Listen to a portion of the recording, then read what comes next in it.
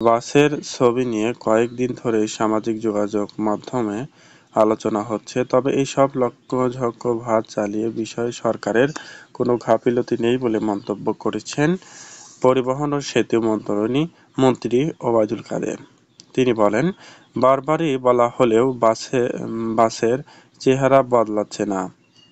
সরকারের গাফিলতি কি আছে? আমি মন্ত্রী কি নিজে গিয়ে বাসায় রং করব? ঢাকা এলিভেটেড এক্সপ্রেসের একটি প্র্যাম্প নাম রাস্তা খুলে দেওয়া উপজেলায় বুধবার আয়োজিত অনুষ্ঠানে ওবায়দুল কাদের এসব কথা বলেন। জানা গেছে, কারওয়ান বাজারের বাংলাদেশ চলচ্চিত্র উন্নয়ন কর্মসূচি সংলগ্ন এফডিসি র্যাম্প উদ্বোধন করেন তিনি।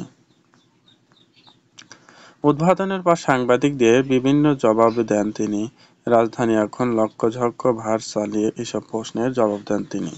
রাজধানীর গাফিলতি কি আছে? আমি মন্ত্রী নিজে গিয়ে বাসায় কি করব? এসব গাড়ি বন্ধ করে দিতে পারি, কিন্তু রিপ্লেস বিকল্প তো নেই।